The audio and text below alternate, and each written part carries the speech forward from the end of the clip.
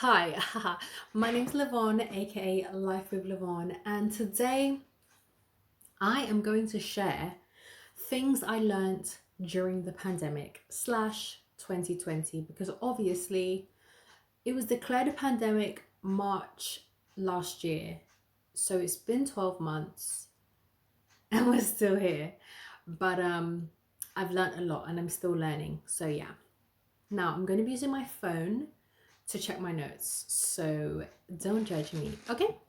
The first thing I learnt is that the UK, this United Kingdom, this England where I reside, is a shambles, an absolute shambles, okay? They seem like they've got it together. And then the pandemic showed that actually the people that are in charge, the Tory government, just want to kill us. And it's disconcerting, to say the least. Yeah. Number two, racist gone racist. Okay, it's like some people thrive off of being their stubborn, small minded selves. And unfortunately, that's the way it's always going to be. Change can happen, yes, but there are always going to be some stubborn, stupid, ignorant people that want to stay stuck in their ways and cause harm to others. Unfortunate, but is the truth. Number three, people will make everything and anything into a conspiracy theory. I thought that the majority of my friends, classmates, acquaintances had sense. Not just common, because common is not always common, but at least sense. Five, maybe 50. Whoever, I speak to on a regular basis 100% does. Whoever I surround myself with virtually, via Bluetooth, via Zoom, definitely does. But there are some stupid people that I've had to remove from my life. Yeah. Whether it's just a quick block and delete on Facebook, a quick mute and block on Instagram, block on WhatsApp, blocker, whichever platform it had to be, or all of them, I did it because I really didn't think that I would have to explain to some of my friends why gargling hot onion ginger water is not going to cure you of the beep virus. Wearing masks is not to control you, it's to stop the spread. It's not more controlling than living in a capitalist white supremacist patriarchy. But hey, what do I know? The next point, I can survive more than I thought I could. In the words of the iconic little girl, I'm a bitch, you can't kill me. That's my mood. Because honestly, truly, last year I cried more tears than I knew I possessed. And there were points where I thought that I would just curl up on the floor, shrivel up, and just evaporate, or condense into fleeky, shiny, golden droplets. But that didn't happen. I survived. So yeah, proud of you, Livy. My creativity knows no bounds. Now, I say this with an asterisk because I found that being in lockdown slash isolated from my friends, when I am isolated from like positive energy, I do feel quite muted. I feel like a beta version of myself. I feel like a Lyvonne in progress. I feel like my growth is almost stunted, when in reality, I am growing. It's just I'm not functioning in the way that I normally would. And so I feel like a zombie. Yeah. I am a serial overthinker. I knew this anyway. I did. I've been an overthinker since I can remember, like literally since childhood, but having loads of time plus being in a situation where everything seems bleak and upsetting and tragic, um, it just gives me even more ammunition to like think about them. And yeah. But xenophobia and racism are thriving. I mean, we knew that anyway, but last year, not only did I see how this country is happy to throw ethnic minorities to the wolves. They're happy for us to be frontline workers in service orientated roles, but they are not happy to protect us and to pay us what we are worth. And just like point one, they want to kill us. It's a pity, but I'm not gonna grow old here, God willing. So yeah. I need to move. Okay, there is nowhere in the world that is going to be euphoria. We know this. However, I require a location where the people aren't so, como se dice, bad vibes. I need to live in a place that has a real summer, is sunny and not grey, and contains people that actually want to live and enjoy life for themselves. I cannot continue to live in a country where the masses continue to vote nonsense people into power and then sit there whilst they ignore starving children, they ignore poor people, they neglect homeless people, they further oppress oppressed people, and then they also still cheat, lie, rob. Basically, what they've been doing since Britain existed. But hey, who am I to have common sense?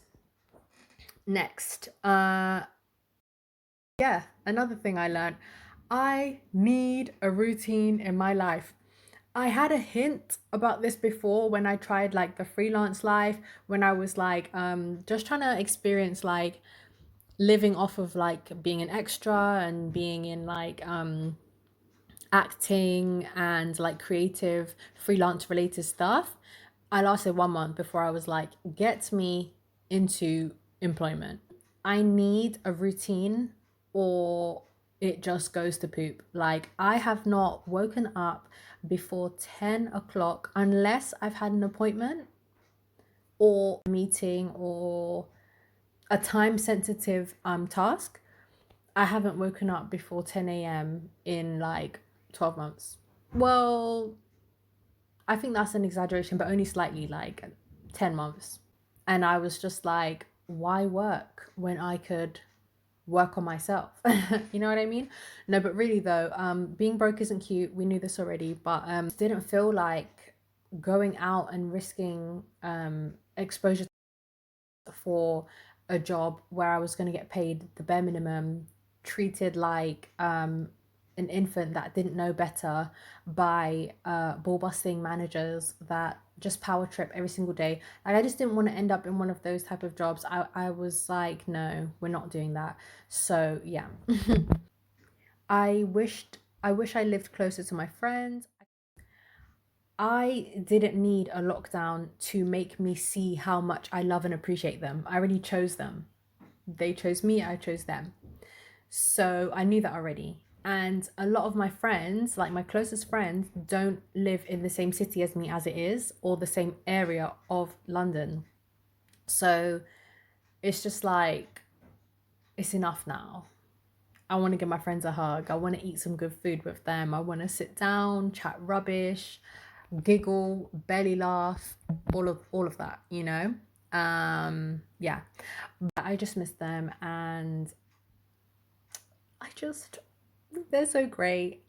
Also another thing that I learned slash was reminded of was like how amazing my friends are and how reaching out is just so helpful. And part of adulting is like we need to schedule link ups, like virtual link ups in, because if we don't, like they will just be either forgotten or everyone will be busy.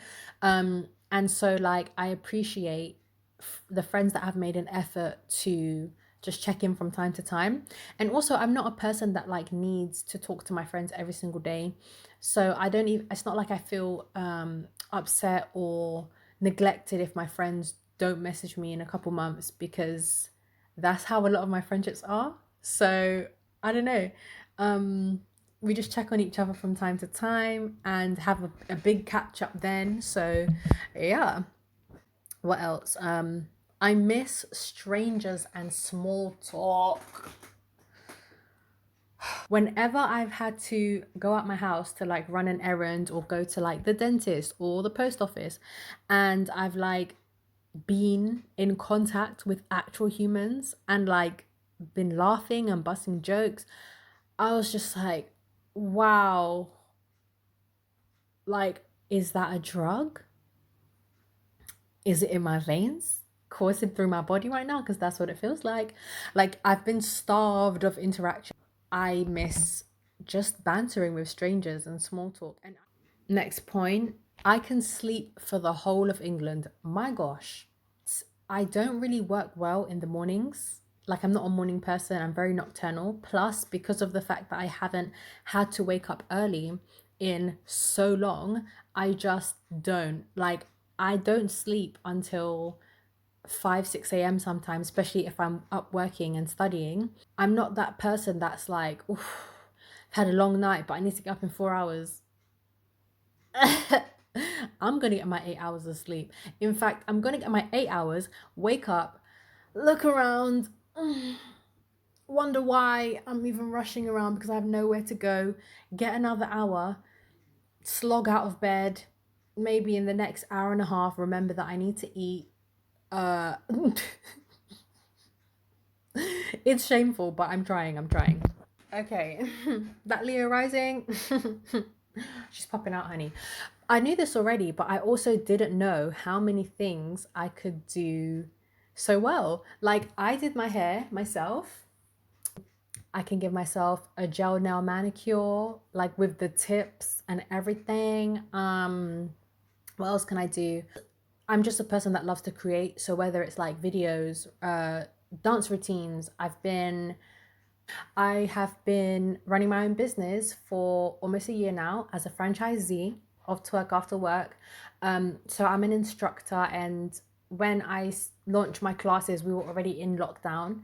I didn't know how long lockdown was going to be for, but the fact that despite me not living in an ideal environment, in a toxic environment, I still have found the way to like make space and push through and like be creative enough to like find a new dance routine every week, make content that people enjoy, and like improve the lives of and inspire loads of the attendees that have come to my class. And like, for me, that is something I'm really proud of, because one of my aims for last year was to like push myself out of my comfort zone.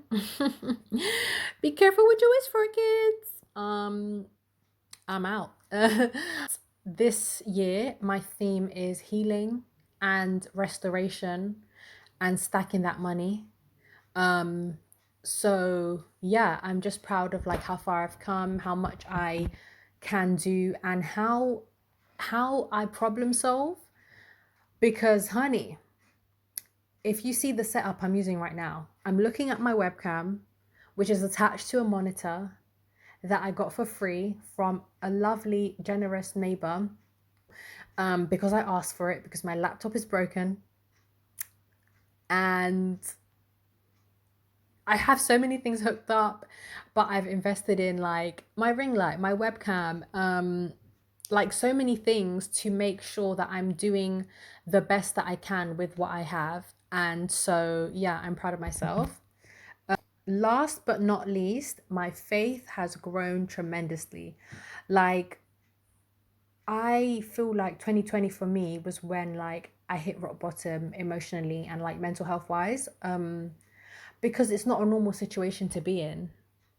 The pandemic and like lockdown and quarantine, it's not a normal situation to be in, but I've also had other factors that have contributed to like the exhaustion that I feel mentally and physically. And I've also had like a few health things that I'm working out and improving.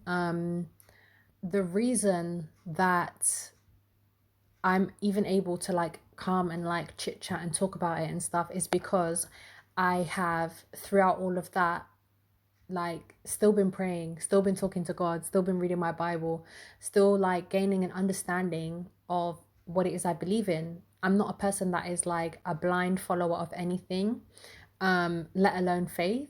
And so for me, I think 2020 like showed me how to trust my intuition, how to craft what spirituality looks like for me. Like, I'm a person that loves astrology, I'm a person that loves tarot, and like, I've been learning more and more about those without feeling like, without compromising my faith in Jesus Christ. And it's been like a nice journey to be on. At some times it's been really like confusing and almost feeling like I felt like almost conflicted, because I felt like I was taking into consideration too many traditions versus scripture about things like understanding and exploring astrology, etc.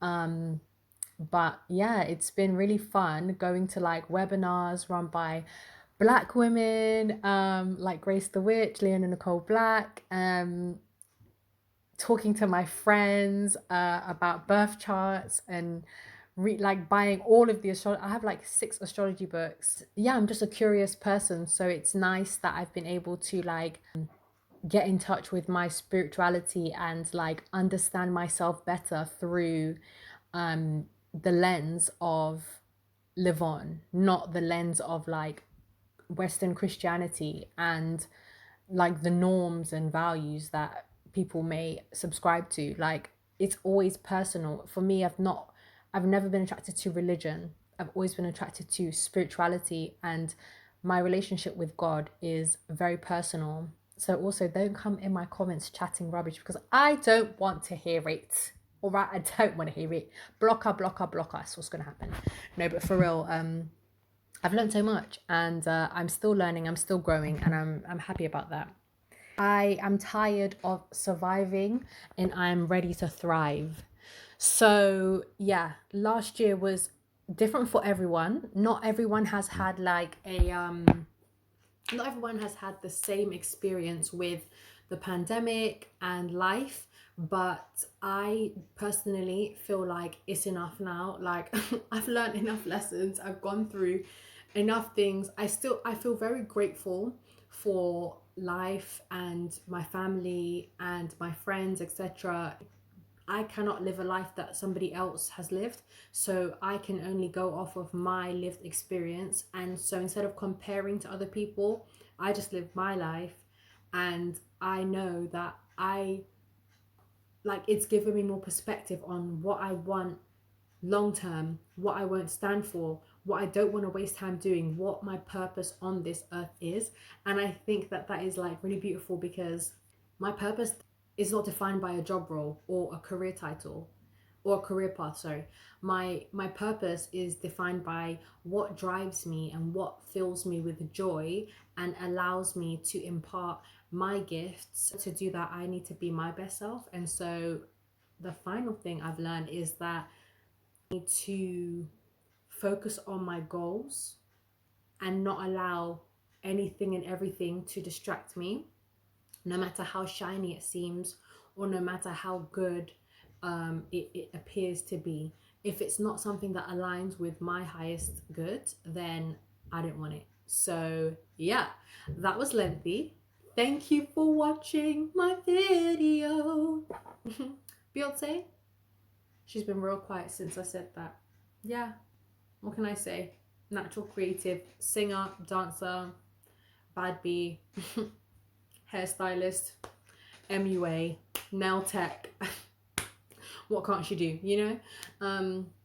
No, but for real, thank you for watching my video. Comment below what you want to see next. Also, next month is my birthday, so I don't know, I'm thinking of like what I want to post regarding that, if anything. But yeah, Stay safe, keep washing your hands. Yeah. That's it. Bye.